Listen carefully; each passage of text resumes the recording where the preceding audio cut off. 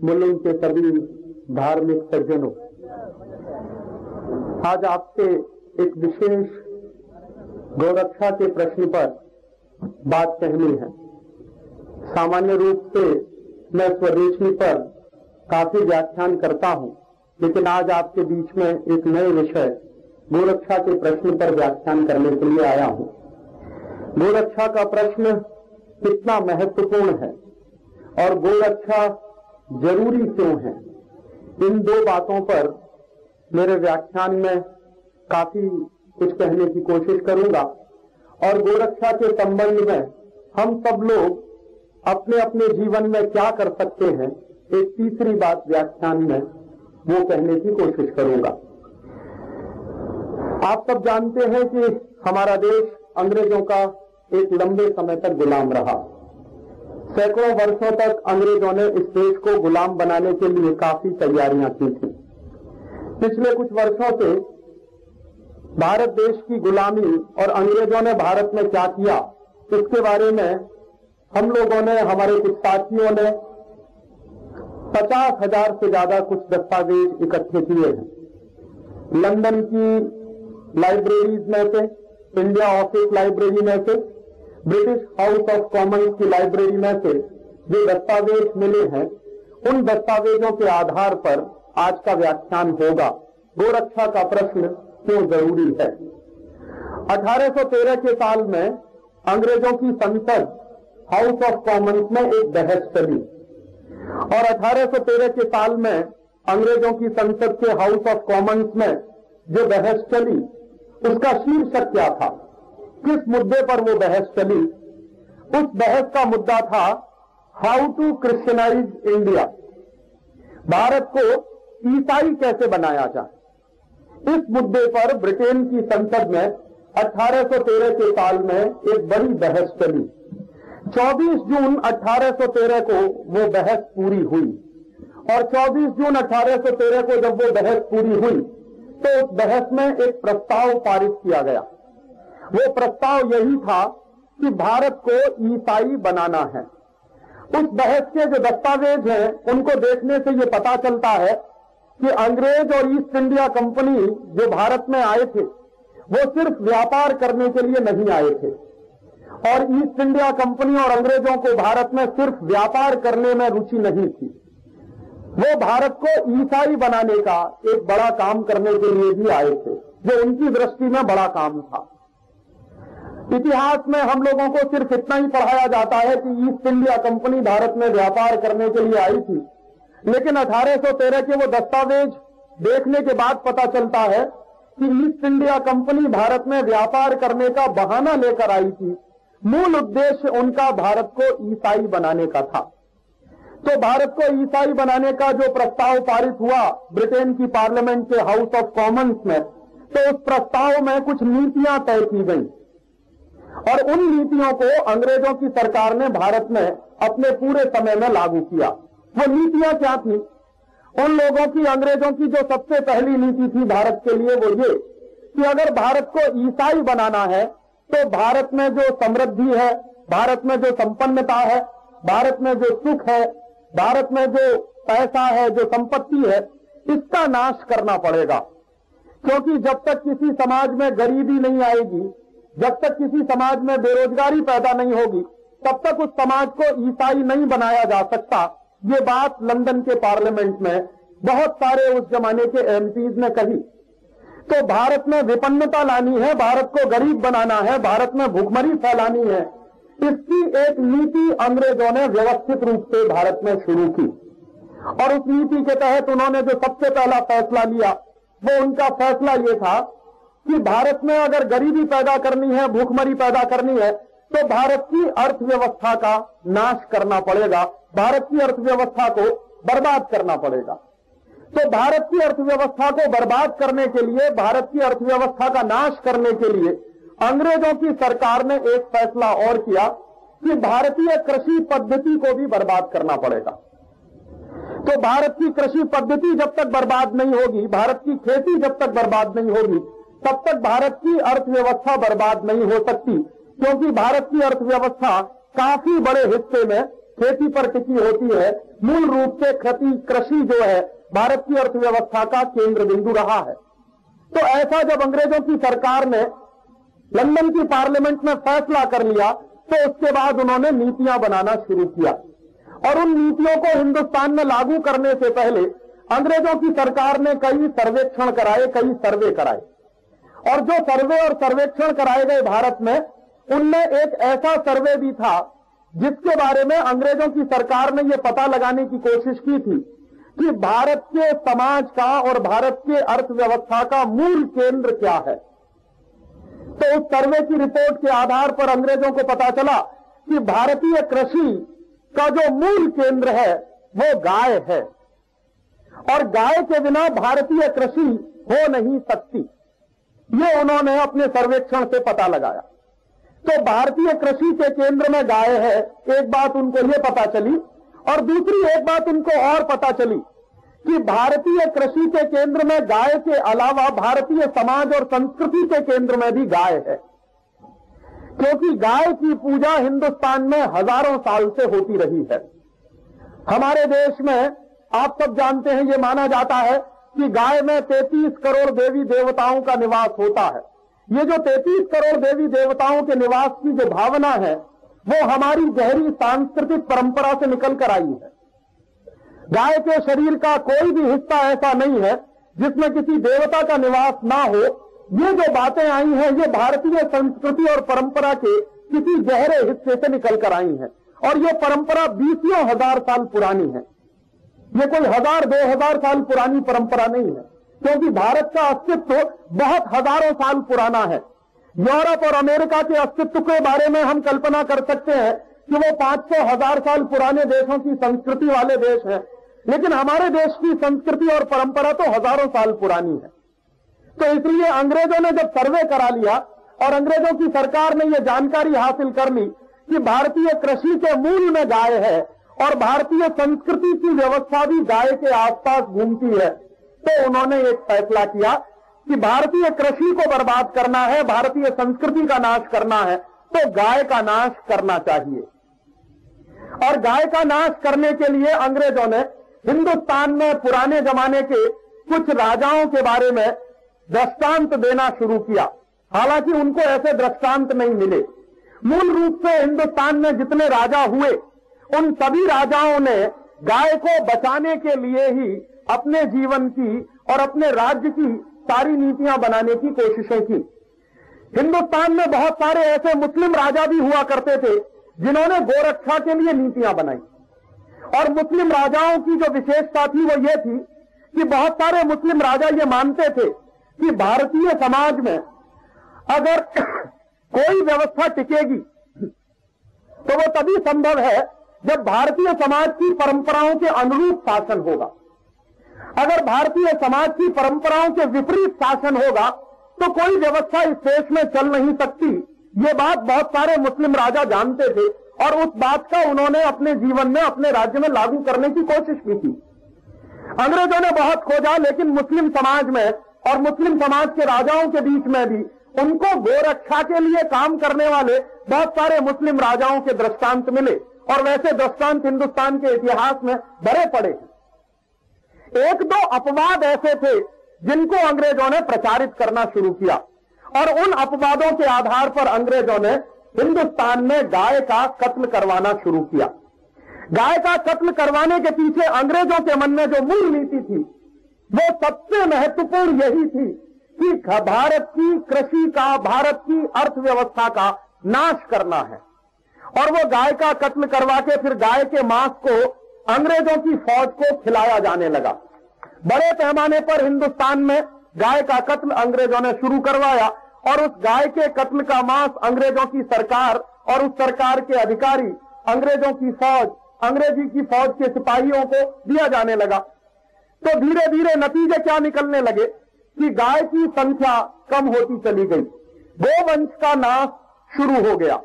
बीच के दौर में अंग्रेजों की सरकार को एक महत्वपूर्ण सच्चाई का पता चला और वो महत्वपूर्ण सच्चाई क्या थी? अंग्रेजों की सरकार को पता चला कि गोवंश का अगर नाश करना है तो गाय का नाश करने से ज्यादा जरूरी है नंदी का नाश किया जाए, बुल का नाश किया जाए। जो सांड होता है उसका नाश किया जाए। और अंग्रेजों का एक अधिकारी था, उस अधिकारी ने इस बात को अपनी एक रिपोर्ट में लिखा कि हम गाय का कत्ल करते रहें और गाय को मरवाते रहें तो गाय पैदा होती रहेगी। उससे ज्यादा अच्छा यह है कि गाय जिस तरीके से पैदा होती है उसके लिए जो सबसे महत्वपूर्ण है नंदी, जिसको हम कहते हैं बुल या सांड, उसको मरवाना चाहिए। अगर नंदी का कत्ल होगा, अगर बुल नहीं रहेगा भारतीय समाज में, तो गाय की पैदाइश में कमी हो जाएगी। ये बात जब अंग्रेजों को पता चल गई तो उन्होंने फिर गाय से ज्यादा नंदी का कत्ल करवाना शुरू किया। और एक विशेष दृष्टि से इस देश में अंग्रेजों ने विशेष कत्ल कारखाने खोले, जिनमें सिर्फ नंदियों का कत्ल हो, सिर्फ बुल्स को काटा जाए, सिर्फ सांडों को काटा जाए। और उन कत्ल कारखानों को चलाने के पीछे उनकी दृष्टि बहुत स्पष्ट थी कि अगर बुल नहीं रहेगा, नंदी नहीं रहेगा, तो गाय भी नहीं रहेगी। तो इसके लिए बहुत बड़े पैमाने पे अंग्रेजों ने हिंदुस्तान में बुल का कत्लेआम शुरू करवा दिया। एक तरफ गाय का कत्लेआम, दूसरी तरफ बुल का कत्लेआम, और इस तरह तीसरे हिस्से में गोवंश का कत्लेआम भी हिंदुस्तान में बहुत बड़े पैमाने पर शुरू हो गया। 1850 के आसपास हिंदुस्तान में गाय के कत्ल के प्रश्न को हिंदुस्तान के बहुत सारे धर्म गुरुओं ने उठाना शुरू किया। और हिंदुस्तान में जिन लोगों ने गाय के प्रश्न को उठाना शुरू किया उनमें आर्य समाजी लोग थे, उसमें सिख पंथ के बहुत सारे लोग थे, उसमें हिंदू धर्म की बहुत सारी दूसरे मजहबों के, हिंदू धर्म के मानने वाले बहुत सारे जो संप्रदाय हैं, जो अलग अलग मत हैं, उसके लोग भी थे। और उन्होंने इस गाय के प्रश्न को मुद्दा बनाया। अंग्रेजों ने इस गाय के प्रश्न को हिंदुस्तान की अस्मिता के साथ जोड़कर यह भी कहना शुरू कर दिया कि गाय काटी जाए, बुल काटा जाए तो हिंदुस्तान की अस्मिता भी खत्म होती चली जाएगी, क्योंकि यह अस्मिता के मूल केंद्र में है। तो फिर गाय का कत्ल 1850 के बाद अंग्रेजों ने इसलिए शुरू कराया ताकि हिंदुस्तान की जनता को नीचा दिखाना। पहले गाय और बुल का, नंदी का कत्ल इसलिए करवाया गया कि हिंदुस्तान की अर्थव्यवस्था को बर्बाद करना है, कृषि को बर्बाद करना है। दूसरे बार में अंग्रेजों ने यह इसलिए शुरू करवाया कि हिंदुस्तान की जनता को ठेस पहुंचानी है, उनकी भावनाओं को तोड़ना है। तो भारतीय जनता की भावनाओं को तोड़ने के लिए, भारतीय जनता की भावनाओं को ठेस पहुंचाने के लिए एक बड़े पैमाने पर कत्ल कारखानों की शुरुआत की गई। अंग्रेजों के जमाने के दस्तावेज बताते हैं कि अंग्रेजों की सरकार ने पूरे हिंदुस्तान में कुछ ऐसे 350 कत्ल कारखाने खुलवाए जिनमें गोवंश का नाश होता था। अंग्रेजों के जमाने के कुछ दस्तावेज बताते हैं कि कितना गोवंश का नाश अंग्रेजों के जमाने में होता था। 30 वर्षों में 1910 से लेकर 1940 के साल में कुल लगभग 10 करोड़ से ज्यादा गोवंश का कत्ल अंग्रेजों की सरकार ने कराया। लगभग 30 वर्षों में 10 करोड़ गोवंश का जो कत्ल अंग्रेजों ने कराया, उसके बारे में अंग्रेजों की पार्लियामेंट में और अंग्रेजों के अधिकारियों ने जो चर्चाएं की हैं, उसके दस्तावेज मेरे पास हैं और हम लोग कोशिश कर रहे हैं कि उसके आधार पर एक पुस्तक बने। बहुत जल्दी वो पुस्तक आपके बीच में आ जाएगी। तो वो जो 10 करोड़ गोवंश का कत्ल कराया, उसके बारे में अंग्रेजों की सरकार ये कह रही है कि अगर ये 10 करोड़ गोवंश का आज कत्ल हो जाएगा तो आने वाले जमानों में करोड़ों गोवंश का नाश इस तरह से हम आगे बढ़ा सकते हैं। तो इस तरह से ये नीति आगे चलती रही और हिंदुस्तान के बहुत सारे धर्म और मजहबों के लोग गाय को बचाने के लिए आंदोलन भी करते रहे।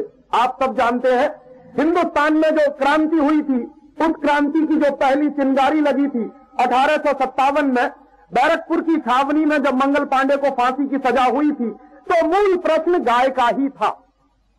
उस गाय के मूल प्रश्न से हिंदुस्तान की क्रांति की शुरुआत हुई थी और बाद में वही मूल प्रश्न हिंदुस्तान की आजादी का प्रश्न बन गया था। आप सबने इतिहास में इतना तो पढ़ा ही होगा कि मंगल पांडे को फांसी की सजा क्यों हुई थी। मंगल पांडे एक आर्य समाजी नौजवान था, स्वामी दयानंद के विचारों से बहुत ज्यादा प्रेरित था। तो आर्य समाजी नौजवान होने के कारण वो अपने मन में उतना ही धर्मनिष्ठ था जितना हिंदुस्तान के दूसरे सामान्य लोग हो सकते। गलती यह हुई कि मंगल पांडे ने अंग्रेजों की फौज में नौकरी कर ली और अंग्रेजों की फौज में नौकरी करते हुए एक दिन मंगल पांडे को पता चला कि जो कारतूस अंग्रेजों की सरकार देती है इस्तेमाल करने के लिए, उन कारतूसों पर गाय की चर्बी लगी होती है। और गाय की चर्बी लगाए हुए कारतूसों को मुंह से खोलना पड़ता था, उसके बाद बंदूक में चलाने पड़ते थे। तो मंगल पांडे को जिस दिन ये पता चला कि वो जो गाय की चर्बी लगाए हुए कारतूसों को मुंह से खोलता है और उसके बाद बंदूक में उसको लगाना पड़ता है, तो उसने मन में फैसला किया कि गाय की चर्बी के कारतूसों को मुंह से इस्तेमाल करने से ज्यादा अच्छा है कि मैं ऐसी नौकरी को छोड़ दूं। लेकिन उसके मन में एक प्रतिशोध भी पैदा हुआ कि जिन अंग्रेज ऑफिसरों ने उसको बिना बताए हुए सालों साल उसके मुंह से गाय की चर्बी के कारतूस खुलवाए हैं, उन अंग्रेज ऑफिसर्स को वो जिंदा नहीं छोड़ेगा। ऐसा भी उसने एक संकल्प लिया। तो मंगल पांडे ने हिम्मत की और जिस अंग्रेज ऑफिसर के माध्यम से उसको कारतूस दिए जाते थे, जिन कारतूसों पर गाय की चर्बी लगाई जाती थी, उन कारतूसों को लेने से उसने इनकार कर दिया।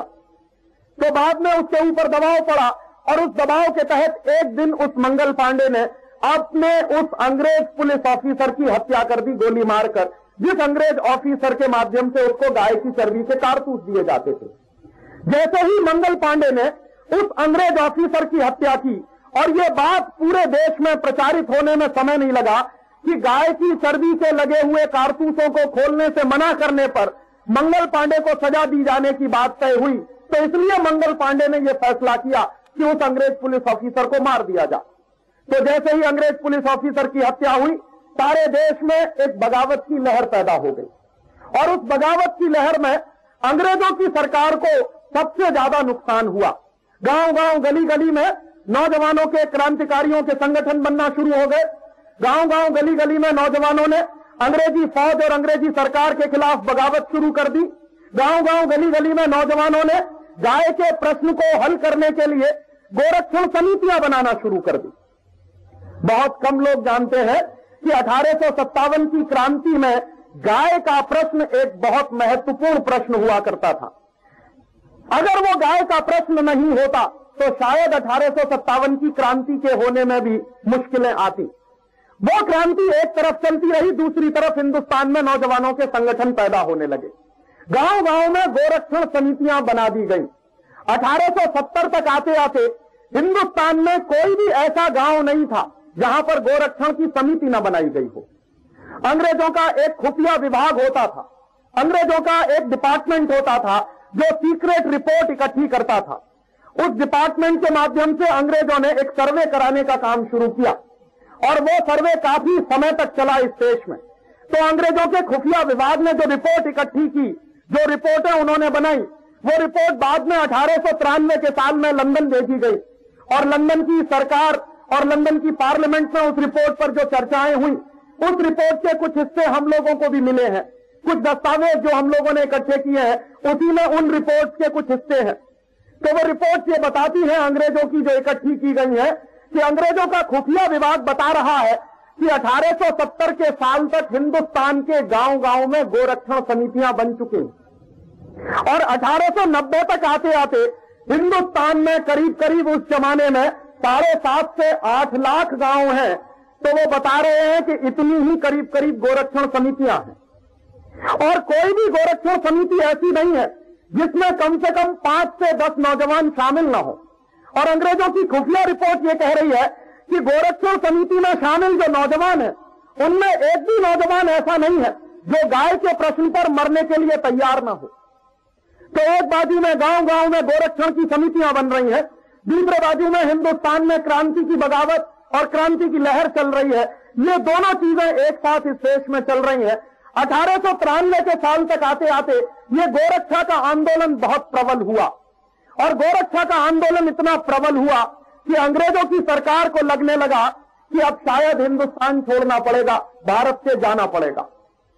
तो 1893 के साल में अंग्रेजों के यहाँ के जो अधिकारी थे, उनमें एक गवर्नर था, एक वॉयसराय जैसा अधिकारी माना जाता था, उसकी वॉयसराय की हैसियत होती थी, उसका नाम था लैंसडाउन। तो लैंसडाउन ने एक रिपोर्ट भेजी अंग्रेजों की पार्लियामेंट को। वो रिपोर्ट भी हम लोगों के पास है और उसको भी हम पुस्तक के रूप में छापने की कोशिश कर रहे हैं। तो 1893 के साल में जो लैंसडाउन रिपोर्ट भेज रहा है ब्रिटिश पार्लियामेंट को, उस रिपोर्ट का जो शुरू का हिस्सा है वो यही बता रहा है कि अब अंग्रेजों को भारत में राज्य करना बहुत मुश्किल हो जाएगा, क्योंकि गांव गांव में गोरक्षण समितियां बन चुकी हैं। गांव गांव में इतना बड़ा आंदोलन खड़ा हो गया है कभी भी ये बगावत दावानल का रूप ले सकती है और अंग्रेजों की सरकार शायद उसमें जलकर भस्म हो जाएगी। ये एक अंग्रेज ऑफिसर लैंसडाउन लिख रहा है ब्रिटिश पार्लियामेंट को भेजे गए कुछ रिपोर्ट्स में। तो ब्रिटिश पार्लियामेंट में उस रिपोर्ट पर चर्चा हो रही है और उस रिपोर्ट पर चर्चा होते हुए उस जमाने की जो रानी है विक्टोरिया जिसका नाम है, वो विक्टोरिया ब्रिटिश पार्लियामेंट के जो एमपीज हैं उनको निर्देश दे रही है और वो निर्देश क्या है वो हमको समझने चाहिए। तो आज के इस प्रश्न का हम लोगों को स्वरूप भी समझ में आएगा। विक्टोरिया कह रही है 1893 में लंदन के पार्लियामेंट के हाउस ऑफ कॉमन्स में कि हिंदुस्तान में गाय का कत्ल तो जारी रहना ही चाहिए। अंग्रेजों का ऑफिसर कह रहा है लैंसडाउन कि गाय का कत्ल करना मुश्किल है और वो रिपोर्ट भेज रहा है ब्रिटिश पार्लियामेंट को कि गाय का कत्ल अगर यहां करते चले गए हम लोग तो यहां राज्य करना मुश्किल हो जाएगा। तो ब्रिटेन की महारानी विक्टोरिया कह रही है पार्लियामेंट के अंदर 1893 के साल में कि गाय का कत्ल तो बहुत जरूरी है। क्यों? गाय का कत्ल करने से हिंदुस्तान की अस्मिता, भारत की अस्मिता नष्ट होती है और भारत के लोगों का अस्तित्व भी नष्ट होता है, उनका गौरव भी नष्ट होता है। सीधी सी बात है कि जो केंद्र बिंदु में है आपके देश में गाय, अगर उसका कत्ल किया जाए तो आपकी भावनाओं को भी ठेस पहुंचती है, आपकी भावना भी आहत होती है। तो विक्टोरिया कह रही है कि यह तो बहुत जरूरी है और इसको और आगे बढ़ाया जाना चाहिए। तो कैसे आगे बढ़ा सकते हैं? तो लैंसडाउन रिपोर्ट में लिख रहा है और वो कह रहा है एक महत्वपूर्ण बात जो मैं आज आपसे कहने की कोशिश कर रहा हूं। लैंसडाउन की रिपोर्ट बताती है जो ब्रिटिश पार्लियामेंट में गई है कि गाय को बचाने के लिए हिंदू भी लड़ रहे हैं, मुसलमान भी लड़ रहे हैं। हिंदू और मुसलमान दोनों मिलकर 1870 के साल से गाय को बचाने के आंदोलन में लगे हुए हैं। राजस्थान में आप जाइए, राजस्थान में मुसलमानों की एक जाति है, उसको कहते हैं राठ। ये राठ जो जाति है मुसलमानों की, ये किस इलाके में रहती है? ये राठ जाति मुसलमानों की राजस्थान के बीकानेर के आसपास के इलाके में सबसे ज्यादा पाई जाती है। आज भी आप राठ जाति के मुसलमानों के बीच में चले जाइए तो उनकी पूरी आजीविका गाय के दूध और गाय के घी की बिक्री पर चलती है। तो राठ जाति के मुसलमानों के लिए गाय उनकी आर्थिक उपजीविका का सबसे महत्वपूर्ण साधन है। इसलिए राठ जाति के मुसलमान 1870 के साल में गाय को बचाने के आंदोलन में लड़ रहे हैं। और ऐसे ही आप चले जाइए, राजस्थान में एक दूसरी मुसलमानों की और जाति है, उसको कहते हैं मेव। जो मेव जाति के मुसलमान हैं, राजस्थान और हरियाणा का एक इलाका ही कहलाता है जिसका नाम है मेवात। तो मेवात वो इलाका है जिसमें मेव जाति के मुसलमान रहते हैं। तो मेव जाति के मुसलमान भी गाय को बचाने के आंदोलन में 1870 के साल से शामिल है। राठ जाति के मुसलमान भी गाय को बचाने के आंदोलन में 1870 के साल से शामिल है। माने क्या है? गाय को बचाना सिर्फ हिंदुओं का काम नहीं, गाय को बचाने के लिए मुसलमान भी लड़ रहे हैं। और उस जमाने के बड़े बड़े मुसलमानों के जो मौलवी हैं वो सब कह रहे हैं कि गाय बचेगी तो हम बचेंगे। माने उनकी आर्थिक जीविका का साधन है। कुछ मुसलमान हैं जो गाय का दूध बेचकर अपनी जीविका चलाते हैं, कुछ मुसलमान हैं जो गाय का घी बेचकर अपनी जीविका चलाते हैं, कुछ मुसलमान हैं जो गाय की मिठाइयां, गाय के दूध से बनने वाली मिठाइयां बेचकर अपनी जीविका चलाते हैं। तो हिंदू भी लड़ रहे हैं गाय को बचाने के लिए, मुसलमान भी लड़ रहे हैं गाय को बचाने के लिए, हिंदुस्तान की तमाम दूसरी जातियां लड़ रही हैं गाय को बचाने के लिए। ये अंग्रेजों की रिपोर्ट में लैंसडाउन ने लिखवाया और वो रिपोर्ट जब ब्रिटिश पार्लियामेंट में पहुंची तो रानी विक्टोरिया ने उस पर एक टिप्पणी की। 8 दिसंबर 1893 को विक्टोरिया ने एक चिट्ठी लिखी लैंसडाउन को। वो चिट्ठी हम लोगों के पास है, उसकी फोटोकॉपी हम लोगों के पास है। हाउस ऑफ कॉमन्स की लाइब्रेरी में से वो चिट्ठी हम लोगों को मिली है। वो चिट्ठी का पहला पैराग्राफ क्या है? विक्टोरिया लिख रही है कि हिंदुस्तान में गाय का कत्ल बंद नहीं होना चाहिए और हिंदुस्तान में गाय के कत्ल के बहाने हिंदू और मुसलमानों के बीच में एक दरार पैदा करनी चाहिए। अंग्रेजों की हमेशा से नीति रही है बांटो और राज करो, डिवाइड एंड रूल। तो अंग्रेजों की वो जो नीति है बांटो और राज करो की, उस नीति के तहत विक्टोरिया चिट्ठी लिख रही है लैंसडाउन को कि मुसलमानों को इस बात के लिए प्रोत्साहित किया जाना चाहिए कि वो गाय का कत्ल करें। क्यों? अगर हिंदुओं को यह पता चलेगा कि मुसलमान गाय का कत्ल कर रहे हैं तो हिंदू और मुसलमानों के बीच झगड़े शुरू हो जाएंगे, और हिंदू और मुसलमानों के बीच जब झगड़े शुरू हो जाएंगे तो अंग्रेजों की सरकार टिकेगी और उसको राज्य करने से कोई रोक नहीं सकता। तो एक जमाने में 1870 से 1893 तक जो मुसलमान हिंदुस्तान की गाय को बचाने के आंदोलन में लगे हुए हैं, फिर अंग्रेजों की नीतियों के कारण मुसलमानों को गाय का कत्ल करने के लिए प्रोत्साहित किया जाए, ये रानी की चिट्ठी है लैंसडाउन के लिए, और वो चिट्ठी हम लोगों के पास है। सबूत है, प्रमाण है, इसके आधार पर मैं ये कह रहा हूं कि अंग्रेजों ने हिंदू और मुसलमानों के बीच में झगड़ा कराने के लिए, हिंदू और मुसलमानों के बीच में दरार पैदा करने के लिए मुसलमानों को गाय काटने के लिए प्रेरित किया। और वो कैसे किया, उसकी नीति भी जानिए। लैंसडाउन को जब रानी की चिट्ठी मिली तो लैंसडाउन ने एक नीति बनाई, और नीति क्या बनाई? लैंसडाउन ने यह फैसला किया कि अंग्रेजों के चलाए गए जितने कत्ल कारखाने हैं, उन कत्ल कारखानों में नौकरी सिर्फ मुसलमानों को दी जाएगी, ताकि पूरे हिंदुस्तान में इस बात का प्रचार किया जाए कि हर कत्ल कारखाने में देखिए गाय काटने का काम मुसलमान कर रहे हैं। तो अंग्रेजों ने बाकायदा नीति बनाई, और उस नीति के तहत अंग्रेजों के हर बनाए गए कत्ल कारखाने में मुसलमानों को नौकरी देने का काम शुरू किया। मुसलमानों को रिजर्वेशन के आधार पर कत्ल कारखानों में नौकरी दी गई। जब मुसलमानों ने कत्ल कारखानों में नौकरी करने का काम शुरू कर दिया, काफी मुसलमानों को अंग्रेजों ने जबरदस्ती मारकर पीट कर गाय का कत्ल करवाने के लिए तैयार किया। सामान्य रूप से कोई मुसलमान उसके लिए तैयार नहीं था। उस जमाने में जब मुसलमान गाय का कत्ल करने के लिए तैयार नहीं थे, तो अंग्रेजों की सरकार ने मुसलमानों को मारना, पीटना, उनको धमकाना, उनको तरह तरह की लालच देने का काम शुरू करवा दिया। और धीरे धीरे उनकी इस पॉलिसी में, उनकी इस नीति में ये दिखावट आने लगी कि मुसलमानों ने कत्ल कारखानों में जबरदस्ती अंग्रेजों के कहने पर मारपीट पर नौकरी करना शुरू किया। तो अंग्रेजों ने सारे देश में यह प्रचार करना शुरू करवा दिया कि देखिए, गाय हम नहीं काटते, मुसलमान काटते।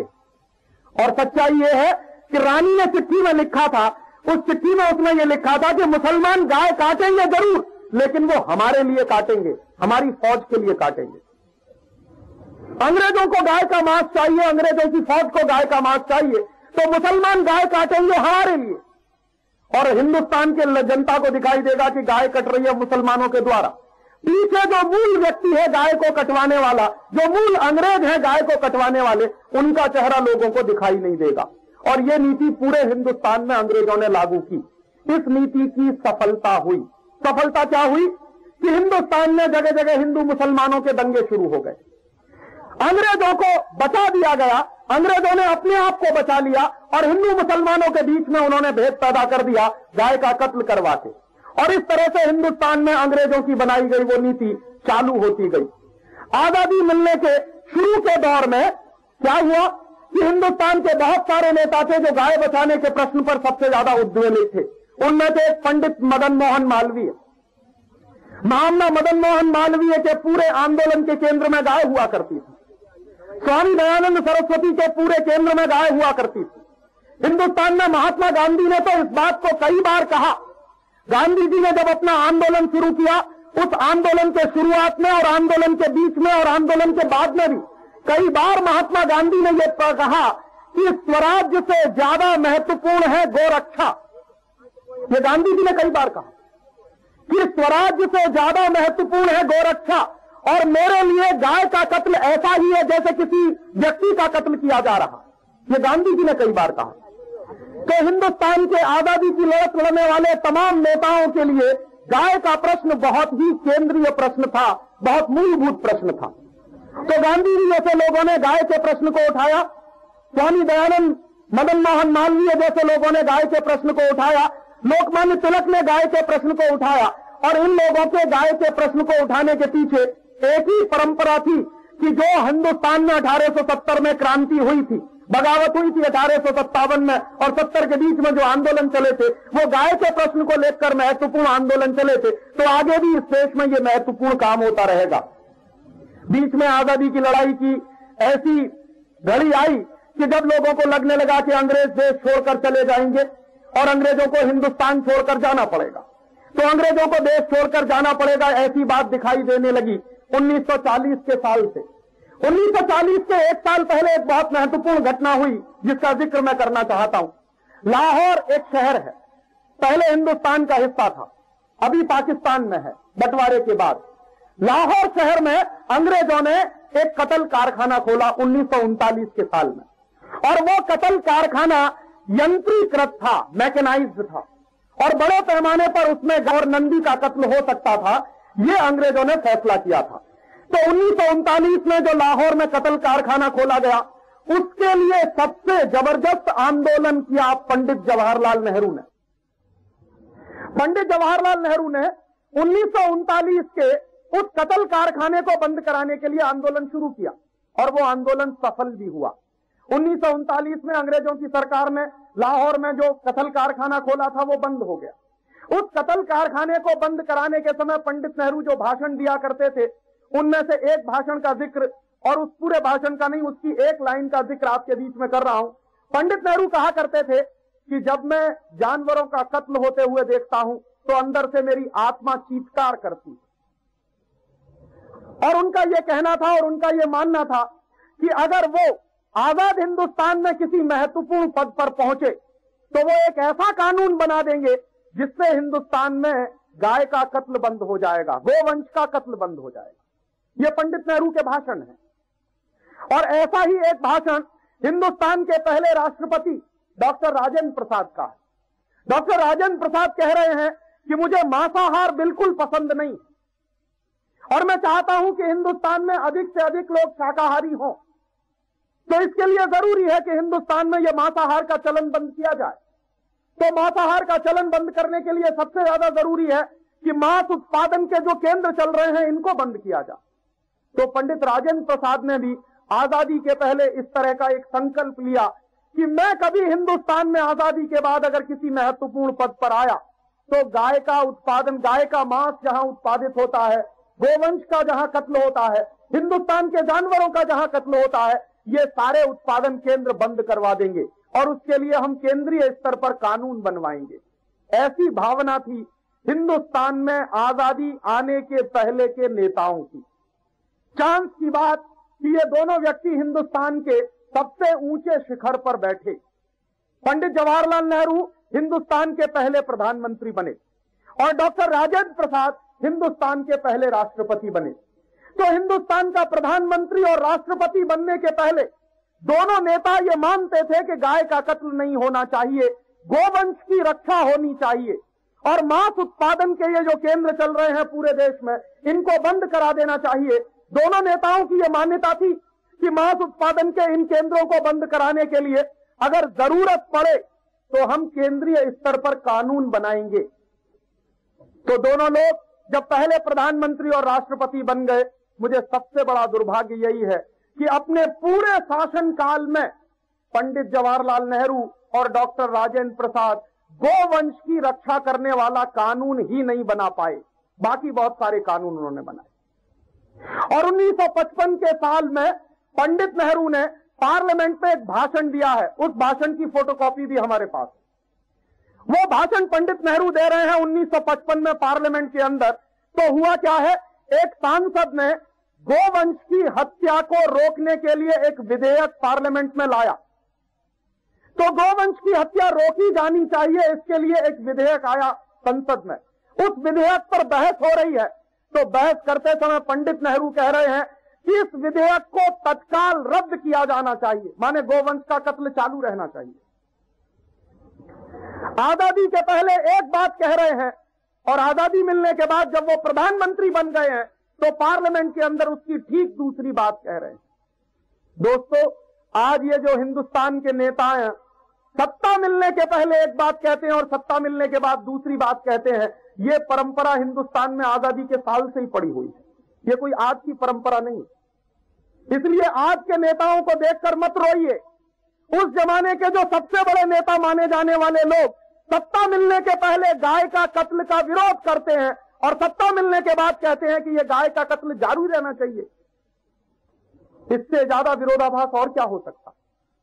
और वो दोनों आदमी डॉक्टर राजेंद्र प्रसाद और पंडित जवाहरलाल नेहरू भूल गए कि हिंदुस्तान में गाय के कत्ल को रोकने के लिए एक केंद्रीय कानून बनाने की बात उन्होंने कही थी आजादी के पहले, और आजादी के साल में वही नहीं हो पाया।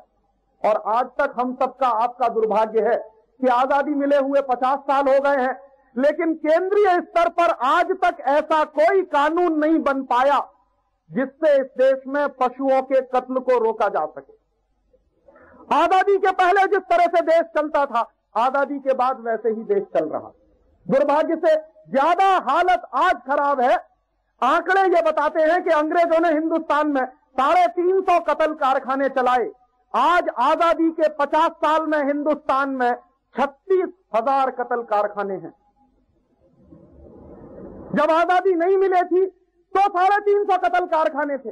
अब आजादी मिलने के बाद 36,000 कत्ल कारखाने हैं, और उनमें से एक एक कत्ल कारखाना कितना जबरदस्त है कि एक एक कत्ल कारखाने ऐसे हैं इस देश में जिनमें 10,000 पशु रोज काटे जाते हैं। यही बंबई में है, देवनार में है, मेडक में है, अल कबीर का है, कलकत्ता में है। हिंदुस्तान के तमाम बड़े बड़े ऐसे कत्ल कारखाने हैं जिनमें एक दिन में कम से कम 10,000 पशु काट दिए जाते हैं। आप जरा कल्पना करिए कि जितनी देर में आपका 24 घंटा बीतता है, माने आप रात को सोते हैं और अगले दिन रात सोने की तैयारी करते हैं, उतनी देर में 10,000 जानवरों की बलि ले ली जाती है एक कत्ल कारखाने में, और छोटे बड़े कुल 36,000 कत्ल कारखाने। क्या हालत है इस देश की। अंग्रेजों के जमाने के आंकड़े बताते हैं, मैंने आपसे कहा कि लगभग 30 साल के अंदर अंग्रेजों ने हिंदुस्तान में 10 करोड़ गोवंश का कत्ल करवाया। आज आजादी के 50 साल में, जिस साल से हमको आजादी मिली है, उस साल से 1997-98 के साल तक आते आते हिंदुस्तान में लगभग 48 करोड़ गोवंश का नाश किया जा चुका है। 48 करोड़। अंग्रेजों ने 30 साल में करवाया लगभग 10 करोड़, और हमारी सरकार ने 50 साल में करवा दिया 48 करोड़ गोवंश का कत्ल। माने 50 करोड़ गाय, नंदी, बछड़े, बछिया, ये सब काटे जा चुके हैं जितने साल में आपने आजादी के 50 साल पूरे किए। और आप जरा कल्पना करिए कि अगर ये 48 करोड़ या 50 करोड़ गोवंश के जानवरों को बचा लिया जाता तो हिंदुस्तान में आज संपत्ति और संपदा कितनी होती, पैसा कितना होता। क्योंकि आपको मालूम नहीं है, एक गाय घर के दरवाजे पे अगर बंधी है और वो साल भर दूध दे या ना दे, बिना दूध की गाय भी अगर आपके दरवाजे पर बंधी हुई है तो एक साल के अंदर वो गाय 25,000 रुपए का फर्टिलाइजर पैदा करती है, खाद पैदा करती है, जिसको आप गोबर कहते हैं। तो अगर एक गाय 25,000 रुपए का फर्टिलाइजर पैदा करती है एक साल में, तो गोवंश के ये जो 50 करोड़ पशुओं का कत्ल हो गया है, तो आप सोचिए कितने अबज रुपए के खाद का नुकसान किया है हमने पिछले 50 साल में। और आप सब जानते हैं, हम भी जानते हैं कि गाय का गोबर अगर खेत में ना पड़े तो गेहूं नहीं हो सकता। गाय का गोबर अगर खेत में नहीं पड़े तो चना नहीं हो सकता, मटर नहीं हो सकती, और गेहूं, चना, मटर अगर नहीं हो सकता तो हमारा पेट नहीं भर सकता। तो जिस गाय से हमको इतनी महत्वपूर्ण और बेशकीमती चीज मिल रही है, उसका हमने नुकसान किया है। अबजों रुपए के खाद का नुकसान हुआ है पिछले 50 साल में। और आप मान लीजिए एक साल में अगर एक गाय 10 से 15,000 रुपए का दूध देती हो, तो ये जो 48 करोड़ गोवंश का नाश हुआ है पिछले 50 साल में, ये कितने करोड़ रुपए के दूध का नाश कर दिया है हमारी सरकार ने। और आपको मालूम नहीं है कि गाय का गोबर और गाय का दूध, उससे भी ज्यादा महत्वपूर्ण है गाय का मूत्र। और आपको जानकर यह खुशी होगी और आश्चर्य भी होगा कि गाय के मूत्र से 108 तरह की दवाएं बनती हैं। और हमारे देश के आयुर्वेद के जो बड़े ग्रंथ हैं, चरक संहिता, सुश्रुत, हरित संहिता, इन सभी आयुर्वेद के ग्रंथों में गाय का मूत्र बहुत विशेष किस्म की दवा माना जाता। दुनिया में एक बीमारी है, उसका नाम है डायबिटीज, और यह डायबिटीज नाम की बीमारी का कोई इलाज नहीं है होम्योपैथी में, कोई इलाज नहीं है एलोपैथी में, और कोई इलाज नहीं है दुनिया की किसी पैथी में। डायबिटीज को कंट्रोल तो किया जा सकता, लेकिन उसका इलाज करना बहुत मुश्किल है। एलोपैथी वाले तो कभी ये गारंटी दे नहीं सकते कि वो डायबिटीज जैसी बीमारी को ठीक कर सकते हैं। डायबिटीज को वो कंट्रोल कर सकते हैं लेकिन ठीक नहीं कर सकते। वो डायबिटीज जैसी बीमारी गाय के मूत्र से हमेशा हमेशा के लिए खत्म हो जाती है। तो गाय का दूध, गाय का गोबर, गाय का मूत्र, ये सब बहुत जरूरी चीजें हैं। और अगर 48 करोड़ गोवंश के पशुओं का नाश हुआ है पिछले 50 साल में, तो आप अंदाजा करिए कितने लाख करोड़ रुपए का हमने बर्बादी की है इस देश में पिछले 50 साल। और आज भी आपको मैं एक जानकारी दूं, हिंदुस्तान में इस समय भयंकर समस्या चल रही है पेट्रोल की और डीजल की। और पेट्रोल और डीजल की समस्या जो चल रही है वो क्या है? भारत सरकार हर साल यही कहती रहती है कि हिंदुस्तान में डीजल और पेट्रोल के दाम बढ़ाए जाने चाहिए। क्यों? क्योंकि भारत सरकार के ऑयल पूल अकाउंट का डेफिसिट बढ़ता ही चला जाता, कभी पूरा ही नहीं होता है वो ऑयल पूल अकाउंट का डेफिसिट, हमेशा घाटा रहता है हजारों करोड़ का उस ऑयल पूल अकाउंट के डेफिसिट में। तो यह पेट्रोल और डीजल बड़े हिस्से में बाहर से आयात करना पड़ता, और जैसे जैसे आपके रुपए की कीमत गिरती चली जाती है, वैसे वैसे बाहर से आने वाले पेट्रोल और डीजल का दाम बढ़ता चला जाता। क्योंकि आपका रुपया गिरेगा तो बाहर से आने वाली चीजों का आयात महंगा होता चला जाएगा। तो आपके देश में रुपया गिरता चला गया है। 1947 के साल से आज 1997-98 के साल तक आपके रुपए में सैकड़ों टका की गिरावट आई है। पिछले 7 वर्षों में हमारे रुपए में 120 टका की गिरावट आई है। 1991 के साल में हमारे देश में $1 में 18 रुपया होता था, आज $1 में 40, 41, 42 रुपए के आसपास का भाव है। 120% की ये जो गिरावट आई है रुपए में, इसके कारण क्या हुआ है? आपके देश में आने वाला डीजल और पेट्रोल 120 टका महंगा हो गया। तो जैसे जैसे डीजल और पेट्रोल महंगा होता जा रहा है, वैसे ही वैसे इस देश में ऑयल पूल अकाउंट का डेफिसिट भी बढ़ता चला जा रहा है। तो भारत सरकार क्या करती है?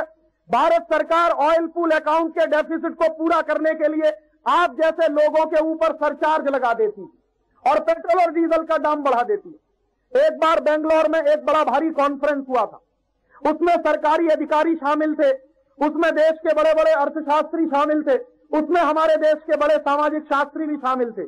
मैं भी गलती से उसमें चला गया था। गलती से इसलिए कहता हूं कि मेरे जैसे लोगों को वहां नहीं जाना चाहिए, क्योंकि वो जिस खोपड़ी से काम करते हैं हमारा दिमाग ही उससे बिल्कुल अलग चलता। लेकिन दुर्भाग्य की बात मैं वहां पहुंच गया, मुझे भी उसका इन्विटेशन था। तो वहां बातें चल रही थी और भारत सरकार का एक अधिकारी चिंता व्यक्त कर रहा था कि कैसे हम ये ऑयल पूल अकाउंट का डेफिसिट पूरा करें। तो तमाम लोगों ने अपने अपने सुझाव दिए, सब लोगों के सुझाव उसने सुन लिए। फिर उसने कहा, राजीव भाई आपका क्या सुझाव है कि ये भारत सरकार ऑयल पूल अकाउंट का डेफिसिट कैसे खत्म करे, आपका क्या सुझाव है? तो मैंने कहा कि मैं मेरा सुझाव देने से पहले आपसे 2 सवाल पूछना चाहता हूं। पहले मुझे मेरे 2 सवालों का जवाब दीजिए तो मैं मेरा सुझाव देने को तैयार हूं। तो उन्होंने कहा आप सवाल पूछिए। तो उस अधिकारी से मैंने पूछा कि आप मुझे ये बताइए कि हिंदुस्तान में एक गांव से दूसरे गांव जो सामान जाता है, हमारे देश में जो गुड्स का ट्रांसपोर्टेशन होता है, जो माल एक जगह से दूसरी जगह जाता है, इस माल को एक जगह से दूसरी जगह पहुंचाने में कितना हिस्सा है जो बैलगाड़ियों से होता है और कितना हिस्सा है जो मोटर कार और रेल से और हवाई जहाज से होता है? इसको तकनीकी भाषा में अगर मैं कहूं तो मैंने सवाल ऐसे पूछा था कि हिंदुस्तान में गुड्स के ट्रांसपोर्टेशन में ऑर्गेनाइज सेक्टर का कितना हिस्सा है और अनऑर्गेनाइज सेक्टर का कितना हिस्सा है? तो उस अधिकारी ने जवाब दिया कि राजीव भाई, आज भी हिंदुस्तान में जो एक माल दूसरे गांव में पहुंचता है, माल का ट्रांसपोर्टेशन होता है, उसमें से 60% माल बैलगाड़ियों के द्वारा एक जगह से दूसरी जगह पहुंचाया जाता है। 60%, 60%। माने हिंदुस्तान में जो टोटल ट्रांसपोर्टेशन ऑफ गुड्स है, उसमें 60% हमारे देश के पशुओं की ताकत से एक गांव से दूसरे गांव पहुंचता है। सिर्फ 40% ट्रांसपोर्टेशन है गुड्स का जो रेलगाड़ी के द्वारा होता है, हवाई जहाज के द्वारा होता है, ट्रकों के द्वारा होता है, लॉरीज के द्वारा होता है, सिर्फ 40%। तो मैंने उससे एक दूसरा सवाल किया कि अगर आप ये हिसाब बताते हैं कि 60% ट्रांसपोर्टेशन गुड्स का आज भी हिंदुस्तान में अनऑर्गेनाइज सेक्टर में है, माने पशुधन की शक्ति से एक गांव से दूसरे गांव जाता है, और 40% ही हिंदुस्तान में ऑर्गेनाइज सेक्टर में जाता है। तो मैंने कहा कि एक दूसरी बात और बता दीजिए कि अगर ये जो 60% माल आज जा रहा है बैलगाड़ियों के द्वारा, घोड़ा गाड़ियों के द्वारा, ऊंट गाड़ियों के द्वारा, अगर ये सारा का सारा माल हम हवाई जहाज से ले जाएं, सारा का सारा माल हम रेल से ले जाएं, सारा का सारा माल हम ट्रक से ले जाएं, सारा का सारा माल हम मोटर गाड़ी से ले जाएं, तो क्या होगा? तब उसने कहा कि राजीव भाई, हिंदुस्तान में पेट्रोलियम और डीजल का खर्चा ही 60-70 हजार करोड़ पे पहुंच जाएगा। तो मैंने कहा कि अगर सारा माल हम डीजल और पेट्रोल से उठाना शुरू करें, हवाई जहाज में भर के एक गांव से दूसरे गांव पहुंचाना शुरू करें, तो आप कहते हो कि 60-70 हजार करोड़ का डीजल और पेट्रोल हमको खर्च करना पड़ेगा हर साल में। तो मैंने कहा आपने ही अपने सवाल का जवाब दे दिया। तो कहने लगे मेरी समझ में नहीं आया। अब अधिकारी है, बुद्धि उल्टी है, समझ में कैसे आया? तो मैंने उसको बिल्कुल सीधा करके समझाया। मैंने कहा कि ये जो 60% माल जा रहा है गांव में बैलगाड़ियों से एक जगह से दूसरी जगह, इसको 100% अगर हम कर दें तो क्या होगा?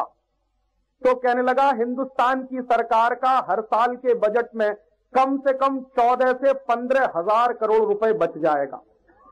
तो मैंने कहा अगर 14 से 15 हजार करोड़ रुपए बचेगा तो आप बताइए ऑयल पूल अकाउंट का डेफिसिट कितना है?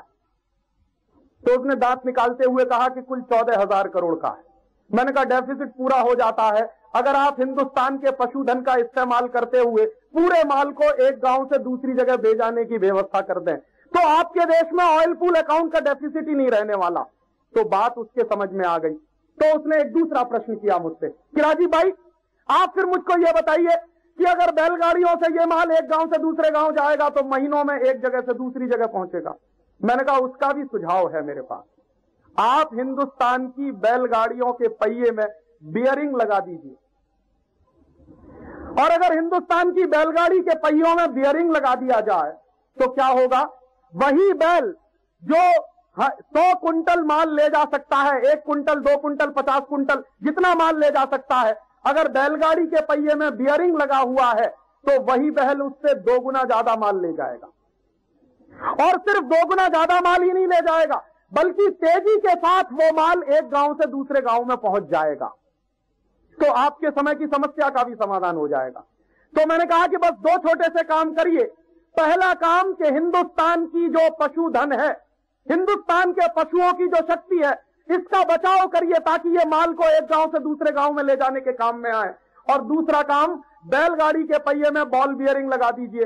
तो उसने एक तीसरा सवाल मुझसे कहा, राजीव भाई ये करेगा कौन? मैंने कहा आप करेंगे, और कौन करेगा? अधिकारी आप है, मैं थोड़ी। तो कहने लगे आपकी बात समझ में आती है, लेकिन कोई इसको करने के लिए इसलिए तैयार नहीं होगा कि बैलगाड़ी के पहिए में अगर बियरिंग लगाना चालू कर दें हिंदुस्तान के वैज्ञानिक, तो अमेरिका जाने का मौका कैसे मिलेगा? क्योंकि अमेरिका जाने का मौका तो तब मिलेगा जब आप पेट्रोल, डीजल और ऐसी चीजों पर रिसर्च करेंगे। बैलगाड़ी के पहिए में बॉल बियरिंग लगाएंगे तो उसको तो गांव में जाना पड़ेगा, और यहां तो सब अमेरिका भागने को तैयार बैठे हैं। परेशानी तो ये है। माने हिंदुस्तान की सरकार की सबसे बड़ी समस्या ऑयल पूल अकाउंट का डेफिसिट खत्म करने में हिंदुस्तान के गोवंश का सबसे बड़ा इस्तेमाल हो सकता है। ये बात मैं आपको कहना चाहता हूं। और आप ये जान लीजिए, भारत सरकार कहती है, मैं नहीं कहता, हिंदुस्तान में इस समय जितना बचा हुआ पशुधन है, आपको मालूम है ज्यादा पशुधन बचा नहीं है। मैंने बताया 50 साल में 48 करोड़ गोवंश का नाश कर दिया है। मुश्किल से इस देश में पशुधन अगर गोवंश का आज हम देखें तो 18-20 करोड़ के आसपास होगा। लेकिन ये जो 18-20 करोड़ का गोवंश का पशुधन है, ये पशुधन हिंदुस्तान में 14,000 करोड़ रुपए की बचत करता है हर साल में। आप सोचिए कितनी बड़ी बचत है। 14,000 करोड़ कोई छोटी मोटी रकम नहीं होती। वो 14,000 करोड़ की रकम बचाई जाती है हिंदुस्तान के गोवंश के पशुओं के द्वारा और हिंदुस्तान के दूसरे पशुओं के द्वारा। इसलिए गोवंश का नाश नहीं होना चाहिए।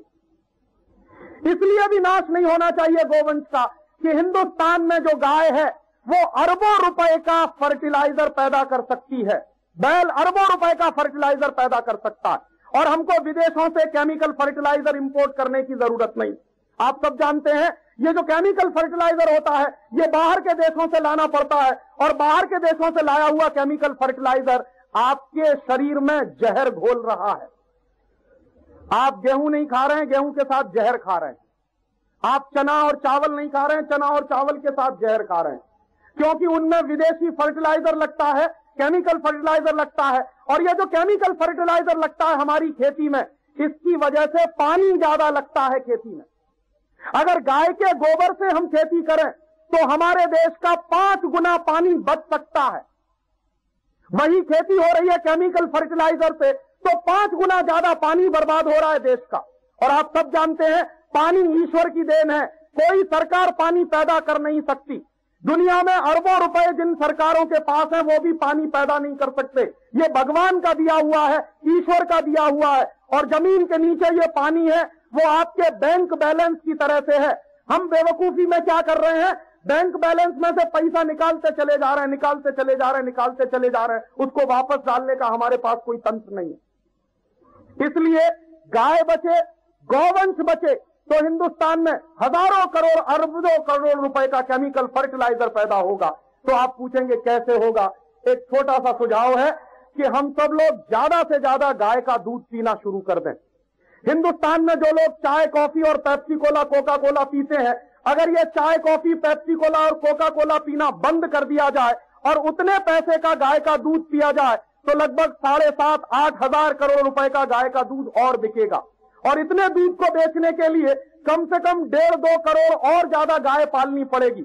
और 1.5-2 करोड़ जो गाय पाली जाएगी इस देश में, वो 1.5-2 करोड़ गाय 10% की वृद्धि दर से अगर बढ़ना शुरू करेगी, गोवंश में वृद्धि होगी हर साल में, तो हिंदुस्तान में आने वाले 15-20 सालों में करोड़ों गोवंश को हम बचा सकेंगे।